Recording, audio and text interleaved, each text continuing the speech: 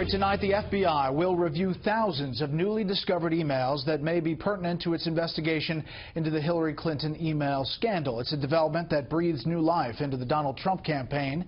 2 hours before this was announced, I talked with Trump and his running mate. You'll see more of that tomorrow night on Special Report, 8 p.m. Eastern Time. But then I had talked with the nominee one-on-one at his Manhattan office, and he started by laying out the electoral map, his path to the presidency, and how he's more confident about his chances today. Again, this was before the FBI announcement. We're doing great in Florida. We're doing great in Ohio. We're doing great in Iowa, and I think we're going to have a lot of victories. I think we're going to have a lot more victories than people even think, so we'll see what happens. What's the biggest difference you've experienced between running a political campaign and the enterprises you've run in your career prior to this? Well, this is all public. That's private. I used to get great press. Now I get the world's worst press. I mean, no matter how well you do. I will say this. I used to get great publicity. Now I get record-setting publicity, but most of it is bad. Running of the campaign, I mean, you've raised a lot of money, but now, according to the FEC, you have $16 million left on hand in your campaign coffers. Hillary Clinton has $62 million in cash reserves. According to the numbers, to make your pledge of putting $100 million in, you're going to have to spend some $44 million before Election Day. That's about $4 million a day. Well, I'm putting up another $10 million, I think, today. I'm going to put up some more as we need it. And what it takes is what it takes, and we're watching very closely. But I think I should be given some credit. They have a machine. The Democrats are a machine.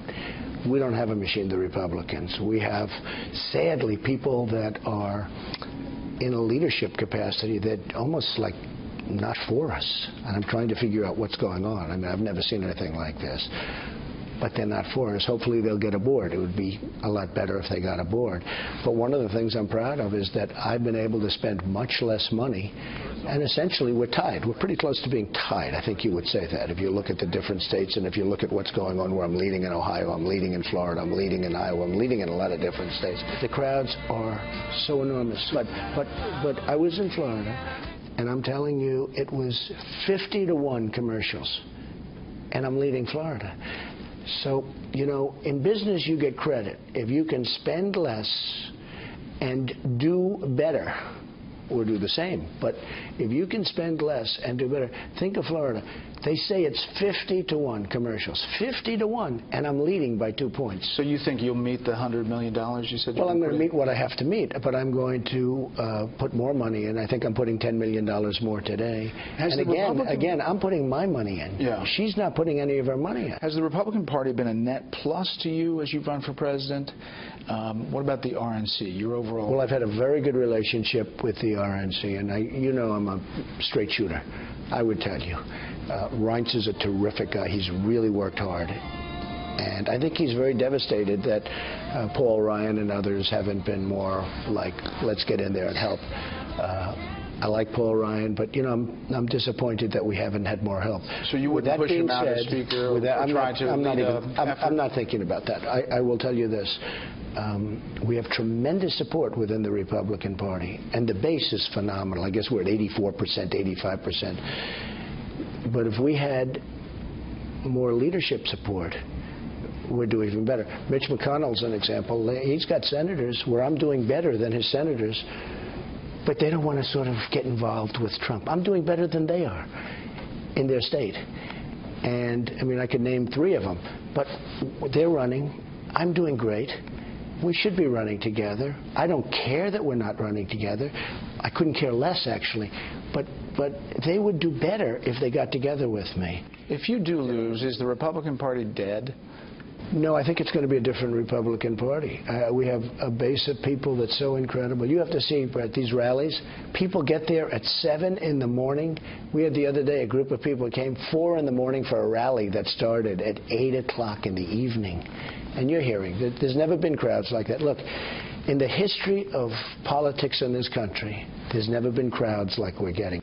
Secretary Clinton said that when she's president, she will look to Vice President Biden potentially as a Secretary of State choice. That's what her campaign is putting out through the grapevine. What do you make of that? Well, look, these are the same people where the world is so horrible right now. ISIS is winning.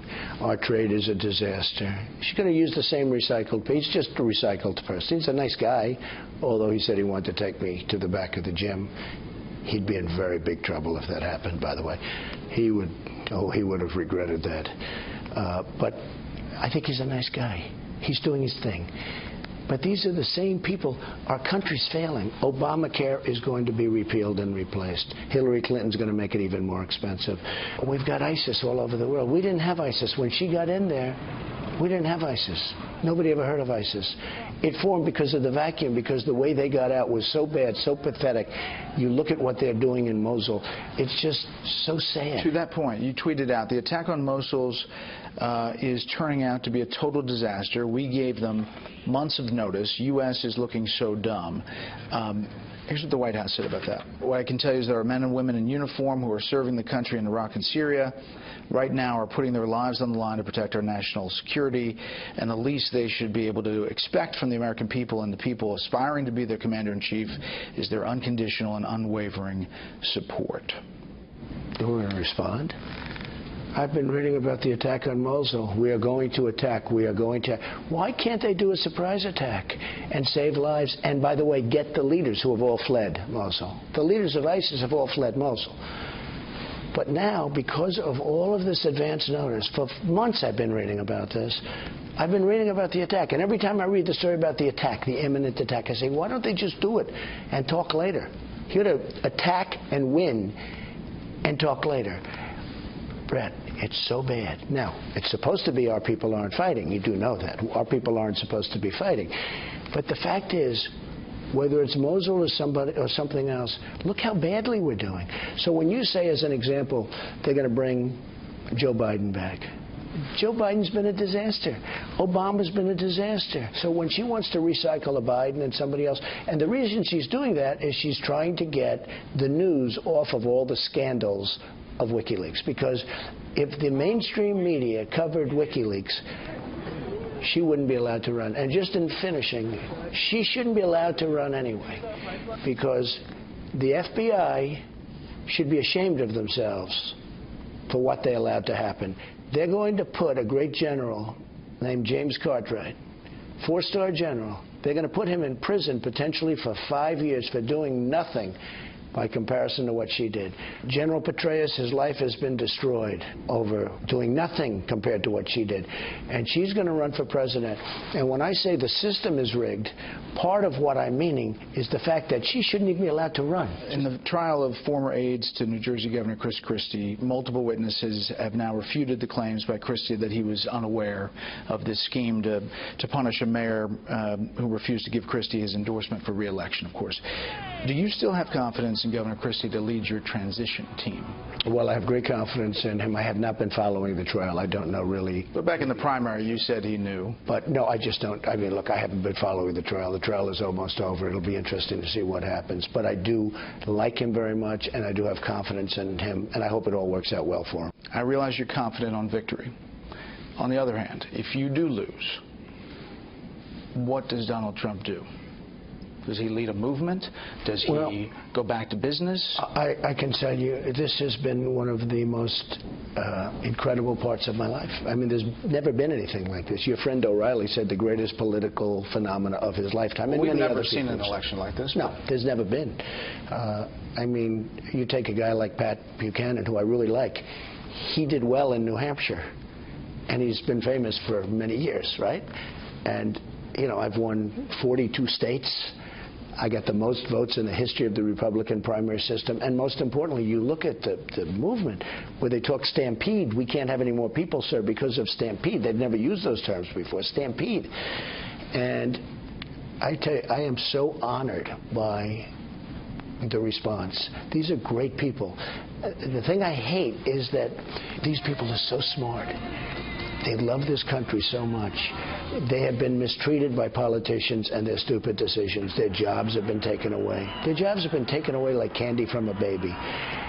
And they don't understand it because they are smart. They say, how can a thing like this be allowed to happen, where our businesses are fleeing our country and going to other countries, and they're making product and just selling it back into the countries and we end up with the drugs and the unemployment, and these other countries end up with everything else. So to be continued. I really think it is such a hard question because I love these people. These people are amazing people. These are the people that built this country. These are amazing people.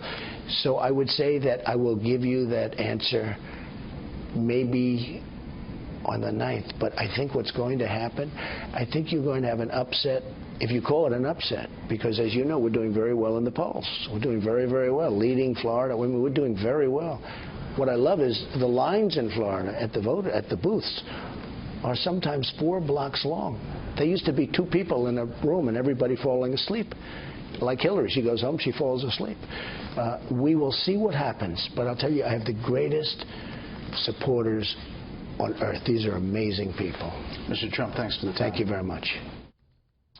Late today, Vice President Biden said he will not be Secretary of State in the Hillary Clinton administration. Biden was responding to that published speculation about a role in the cabinet potentially if Hillary Clinton wins. We mentioned that in the interview. He said this afternoon, quote, "I have no intention of staying involved. I have a lot of things to do, but I'll help her if I can in any way I can." Again, you'll see more of that interview tomorrow with Mike Pence and Donald Trump.